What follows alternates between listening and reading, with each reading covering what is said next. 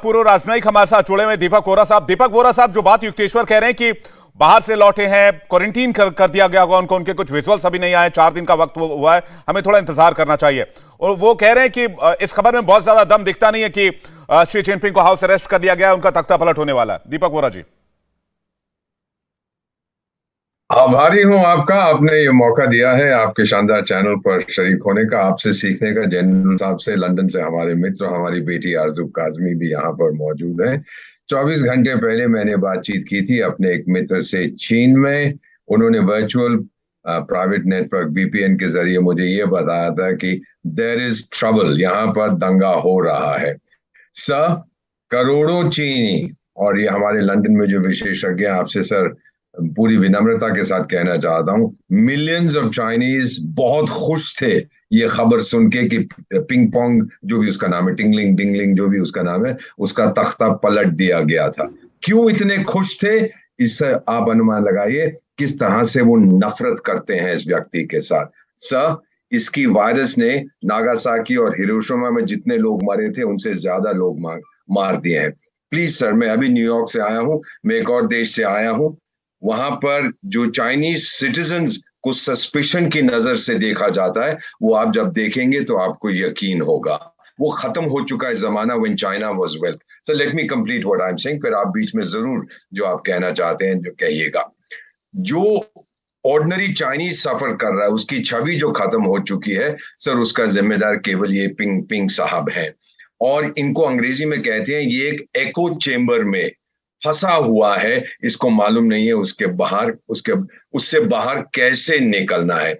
इसकी जो थॉट्स हैं वो मैंडेटरी बना दी हैं। सब चाइनीज लोगों को कहना चाहिए दुनिया में एक भगवान है, वो है पिंग पोंग। ये सब चीजें क्या है सर, ये मैंने अपनी जिंदगी में बहुत देखा है। मुझे 50 साल हो गए डिप्लोमेसी, सूडान में देखा, इथियोपिया में देखा, जिम्बाब्वे में देखा, पाकिस्तान में देखा। जो लोग अपने आप को भगवान समझने लगते हैं, सबसे पहले वो गिरते हैं। और सर, मुझे लगता है दंगा हो रहा है। जब चेयरमैन माओ का निधन हुआ था, चीनियों ने 7 दिन तक कुछ नहीं कहा था। झूठ बोलने में ये माहिर हैं, सच्चाई को छुपाने में ये लोग माहिर हैं। अब भूल जाते हैं इन चीजों को। चाओ एन लाई के साथ वही हुआ था। जब भी कोई चेंज होती है मेजर, ये उसको पहले दबाएंगे फिर हल्के हल्के देंगे। ये होशियार लोग नहीं है सर, ये बेवकूफ लोग हैं। ये सोचते हैं कि आज 2022 में भी वो जमाना है कि जब आप न्यूज को कंट्रोल कर सकते हो, आप नहीं कर सकते हो। सो माय असेसमेंट सर, ये मैं दे रहा हूं बेस्ड जो मेरी कॉन्वर्सेशंस हुई हैं यूनाइटेड स्टेट्स में, जापान में और चाइना में, कि यस देयर इज ट्रबल, और इसका तख्ता अगर पलटा नहीं है तो अभी डगमगा रहा है सर। बिल्कुल, यानी कि आप कह रहे हैं क्राइसिस सिचुएशन तो शुरुआत हो गई है इसकी चाइना में। सिवाज साहब, आपसे जानना चाहेंगे, मैं आ रहा हूं, युक्तेश्वर जी मैं आ रहा हूं, एक सिवाज साहब से कमेंट ले लूं। युक्तेश्वर जी कह रहे हैं कि हो सकता है क्वारंटीन किया गया हो, लेकिन अगर उनको क्वारंटीन किया गया है तो फिर बीजिंग को एक आर्मी फोर्ट में बदलने की क्या जरूरत पड़ी? वहां पर सेना इतनी बड़ी तादाद में क्यों डिप्लॉय किया गया है? ये तमाम सवाल तो उठेंगे ना सिवाज साहब। हाँ बिल्कुल विवेक, आपने बिल्कुल ठीक बोला। देखो, सच्चाई ये है कि जो हालात नजर आ रहे हैं वो दर्शा रहे हैं कि कुछ ना कुछ हुआ है।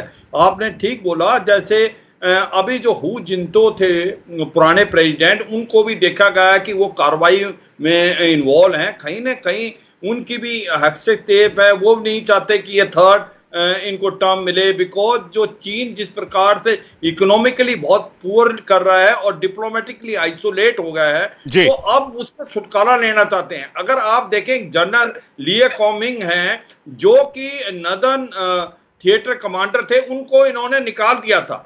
वो अब सुनने में आया है कि उन्होंने एक प्रकार से पूरी पावर संभाली है और वो अभी सेंट्रल स्टेज पे भी देखे गए। 4-5 चीजें हैं जिससे लगता है कि कुछ ना कुछ हुआ है।